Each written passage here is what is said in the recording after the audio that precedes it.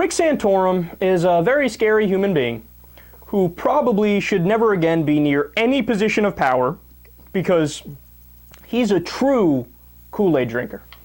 When he talks about how he believes the Bible, he really means it. I mean, this is a guy who wouldn't hesitate pushing his religion onto people who don't agree with him through legislation.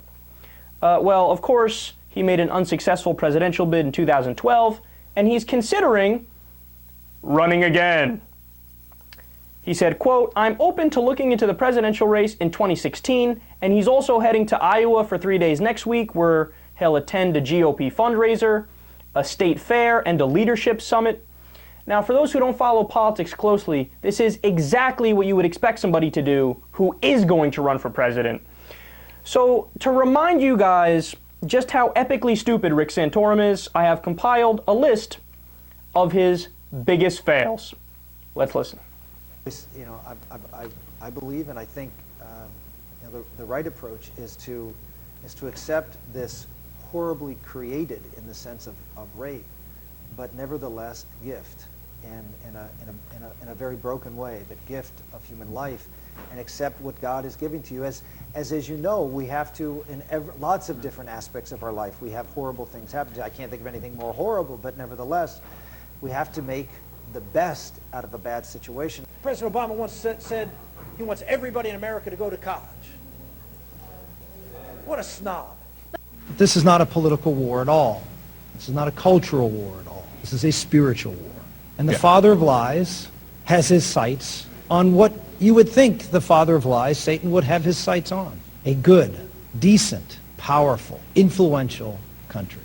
The place where he was, in my mind, the most successful and first successful was in academia. He understood pride of smart people. He attacked them at their weakest, that they were, in fact, smarter than everybody else and could come up with something new and different, pursue new truths, deny the existence of truth, play with it because we're smart. 62% of children who enter college with a faith conviction leave without it. And I bet you there are people in this room who give money to colleges and universities who are undermining the very principles of our country every single day by indoctrinating kids in left-wing ideology. And you continue to give to these colleges and universities. Let me have a suggestion. Stop it. The indoctrination that occurs in American universities is one of the keys to the left holding and maintaining power in America. We will never have the elite, smart people on our side because they believe they should have the power to tell you what to do. So our colleges and universities, they're not going to be on our side. First substantive line in the speech says, "I believe in America where the separation of church and state is absolute." I don't believe in an America where the separation of church and state is absolute. We are a people of Western civilization founded upon the Bible. So I don't want to make black people's lives better by giving them somebody else's money. I've looked at that quote, and in fact, I looked at the video, and in fact, I'm pretty confident I didn't say black. What I think, I started to say a word and sort of mumbled it and changed my thought. But I don't recall saying black. No one in that audience, no one listening, no reporter there heard me say that. I think it was, and from everything I see, and I've looked at it several times, I was starting to say one word and I sort of came up with a different word and moved on. To make black people's lives better, black people's lives better, black people's lives better, black people's lives, to make black people's lives better, black people's lives better. Do I need to say anything? I don't think I need to say anything. Does that not speak for itself? If you're raped, I'll force you to have the baby. College is bad because it takes you away from religion.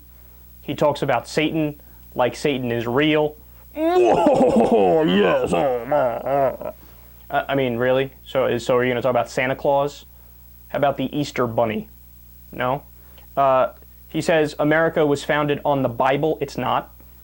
He doesn't believe in separation of church and state. He lies. I mean, need I say anything extra?